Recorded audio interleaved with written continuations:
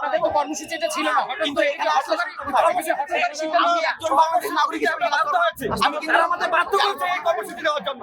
কেন্দ্র ভাইরা ওনারা ডিসিশন নিয়েছে, আমরা আসছি, এইটা আমাদের যৌক্তিক আন্দোলন, তারা কোনো সায় দেয় না। আমরা 5 মাস থেকে আন্দোলন করছি, এই শালা ইন্টারিমিত কোটার উপর ভিত্তি করে আন্দোলনের 24 পরবর্তী শালারা ইন্টারিম কল করছে। এই শালারা কিভাবে বাট পাইতে পারে?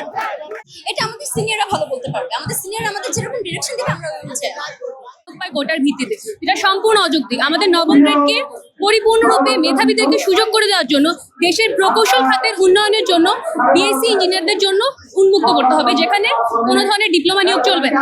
এবং দশম গ্রেডে যেটা হচ্ছে যে খুব ভালো পদমর্যাদার একটা চাকরি, যেখানে আমরা দেখি যে 13তম গ্রেডের জন্য বিএ কিংবা বিএসসি কিংবা হচ্ছে কমার্সের আমাদের গ্র্যাজুয়েশন ডিগ্রি লাগে, সেখানে কিভাবে দশম গ্রেডের একটা চাকরিতে ডিপ্লোমা বা এইচএসসি সমতুল্যরা নিয়োগ পায়। তো আমাদের মনে হয় যে দশম গ্রেড সবার জন্য উন্মুক্ত করে দিতে হবে, আর নবম গ্রেডে শুধুমাত্র বিএসসি প্রকৌশলীরা নিয়োগ পাবে। আর এছাড়া হচ্ছে যে অবৈধভাবে যে পদোন্নতি সেটাকে বন্ধ করতে হবে। আমরা বিগত 6 মাস ধরে দাবিগুলো জানিয়ে আসছি এবং ইতোমধ্যে আমরা দেখেছি যে আমাদের বুয়েটের ট্রিপলি 17 ব্যাচের রোকন ভাই, যিনি তাকে হচ্ছে যে নেস্কোতে তার উপরে যারা কর্মকর্তা ছিলেন ডিপ্লোমা ইঞ্জিনিয়ার, প্রমোশন পেয়ে যারা হচ্ছে যে তার থেকে আরো বড় পদে চলে গেছেন, তাদের কর্তৃক তাকে অশ্রাব্য ভাষায় গালিগালাজ এবং হচ্ছে যে তাকে জবাই করে হত্যার হুমকি দেওয়া হয়েছে। তো এইটা আমাদের আন্দোলনকে আরো বেগবান করেছে যে এভাবে অন্যায় নিপীড়ন আমরা মেধাবীরা আর কতদিন সহ্য করবো। আমরাও দেশকে দিতে চাই প্রকৌশল খাতের সামগ্রিক উন্নয়নের জন্য আসলে আমাদের এগিয়ে আসা।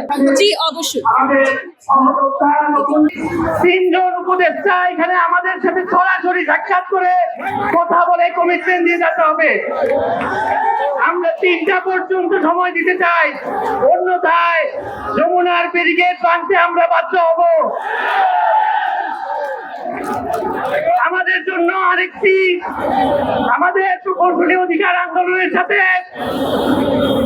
অনেক বৈষম্য বিরোধী ছাত্র আন্দোলনের নেতৃবৃন্দ অংশগ্রহণ করছেন।